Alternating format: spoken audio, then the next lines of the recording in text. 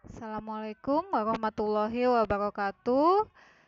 Saya akan membahas pertemuan 3 tentang model data. Jadi di sini model data itu kita akan diminta untuk memodelkan data-data yang kita punya menjadi beberapa tipe. Oke, di sini pengertiannya sendiri. Untuk model data itu adalah sekumpulan konsep-konsep untuk menerangkan data, hubungan-hubungan antar data, makna data, dan batasan data. Oke, jenis-jenis model data ada dua. Jadi ada yang berdasarkan objek, ada juga yang berdasarkan record. Nah, untuk model data berbasis objek, di sini konsepnya dia menggunakan entitas, atribut, dan hubungan antar entitas. Nah, untuk entitas itu sendiri bisa kita ibaratkan adalah tabel. Atribut itu bisa kita ibaratkan sebagai field. Dan hubungan antar entitas itu adalah hubungan antar tabel tersebut. Oke, ada apa saja model data berbasis objek? Yang pertama itu model keterhubungan entitas atau entity relationship model. Yang kedua ada model berorientasi objek. Kemudian yang ketiga itu ada model data semantik.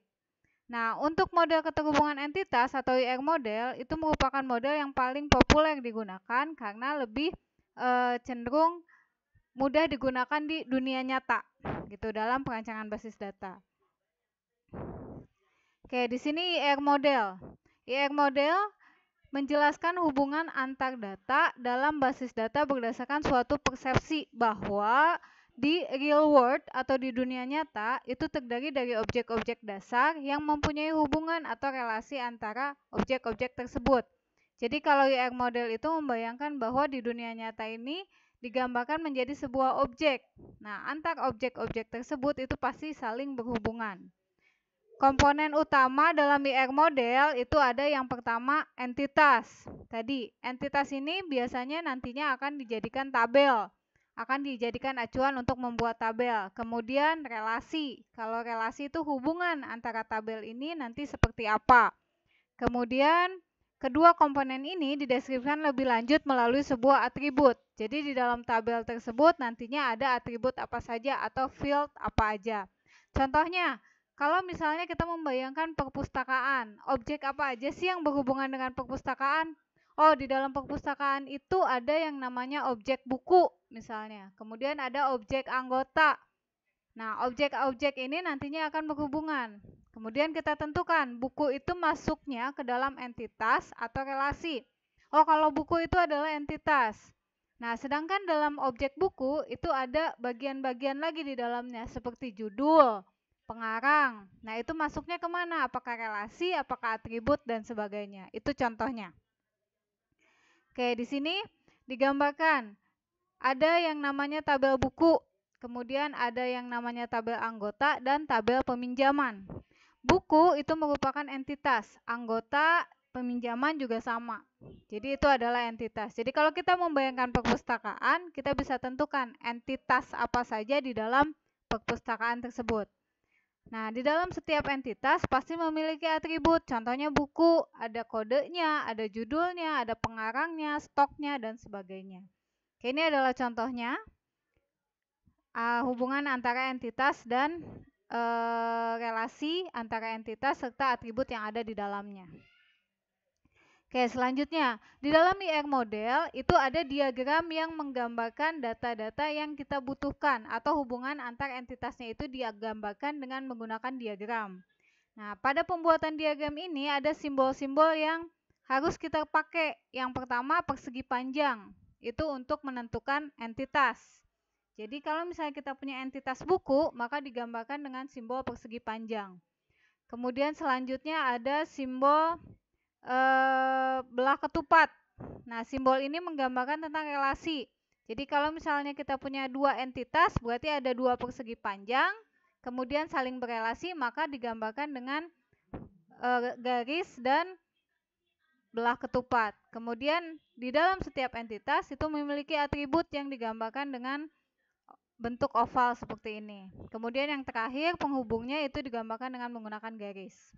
Nah, ini adalah simbol-simbol yang ada di dalam IR diagram. Kemudian di dalam IR, aturan terpenting adalah kardinalitas relasi atau mapping kardinalitas. Dalam artian, setiap entitas itu memiliki aturannya masing-masing untuk saling berhubungan dengan entitas yang lain. Nah, di sini jumlah entity yang dapat dikaitkan dengan entity lainnya melalui relationship set. Jenis mappingnya ada relasi satu ke satu, one to one, ada relasi satu ke banyak atau one to many, dan ada relasi banyak ke banyak. Oke. Di sini dicontohkan untuk relasi one to one. Jadi, kalau kita menggambarkan sebuah perpustakaan hanya bisa meminjam satu buku, maka relasinya itu one to one, di mana satu buku hanya bisa dipinjam oleh satu anggota, tidak bisa meminjam lebih dari satu buku, maka relasi yang dipakai adalah one to one. Sedangkan kalau relasinya one to many, maka banyak buku, di sini buku digambarkan dengan N, banyak buku itu bisa dipinjam oleh satu anggota. Jadi hubungannya adalah one to many. Banyak buku dipinjam oleh satu anggota. Kemudian selanjutnya many to many. Hubungan many to many ini di mana banyak buku bisa dipinjam oleh banyak anggota. Berarti buku yang dimiliki itu stoknya bisa lebih dari satu dan bisa banyak anggota meminjam buku tersebut. Nah, ini adalah relasi one to many to many. Oke, selanjutnya model orientasi objek atau object oriented model. Di sini digambarkan ketika database dideklarasi menggunakan Java. Kemudian setelah itu akan masuk ke dalam database.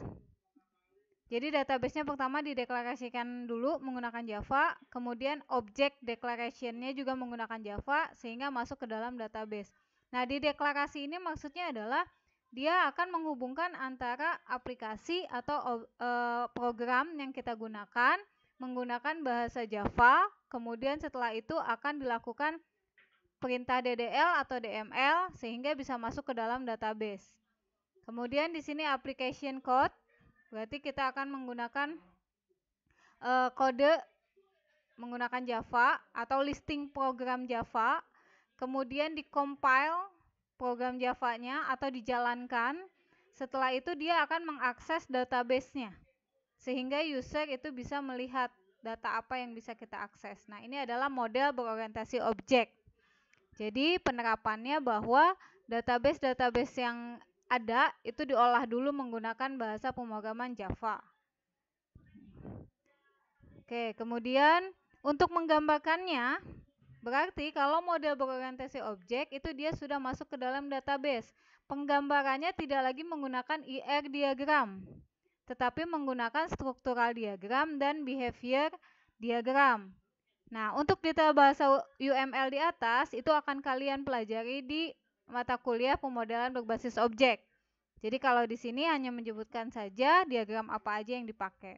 Oke, kalau yang struktural diagram, ada yang namanya kelas diagram, objek diagram, komponen diagram, dan deployment diagram. Sedangkan kalau behavior diagram, ada use case diagram, sequence diagram, collaboration diagram, state chart, kemudian activity diagram. Nah, setiap diagram ini antara diagram struktural diagram dan behavior diagram itu biasanya memiliki simbolnya masing-masing dan kegunaannya masing-masing. Akan dijelaskan lebih lanjut lagi nanti di mata kuliah pemodelan berbasis objek atau PBO. Oke, kemudian semantic model. Nah, kalau semantic model itu hampir sama dengan IR diagram, tetapi untuk penjabaran simbolnya itu berbeda. Jadi kalau untuk IR diagram itu digambarkan dengan persegi panjang, kemudian belah ketupat, oval, dan garis. Sedangkan kalau untuk semantic model hanya digambarkan dengan simbol bulat-bulat saja. Oke, di sini relasi antar objek dasar tidak dinyatakan dengan simbol tetapi menggunakan kata-kata, makanya dia tidak memiliki simbol khusus. Kemudian sebagai contoh dengan masih menggunakan relasi pada bank, X sebagaimana contoh sebelumnya dalam semantic model adalah seperti terlihat pada gambar di atas. Oke, tanda-tanda yang menggunakan dalam semantic model hanya menggunakan garis saja. Garis dengan ujung panah itu adanya relasi, kemudian garis yang tidak menggunakan panah menunjukkan atribut. Oke, contohnya seperti ini. Jadi hanya digambarkan dengan kata-kata aja. Peminjaman memiliki anggota, kemudian anggota adalah siapa anggotanya. Gitu. Jadi di sini dijelaskan setiap peminjaman memiliki jumlah dan kode anggota. Nah, setiap anggota itu si anggotanya itu harus memiliki kode anggota dan nama. Kemudian mereka bisa berelasi antara anggota peminjaman melalui field kode anggota. Oke, ini untuk yang semantik model.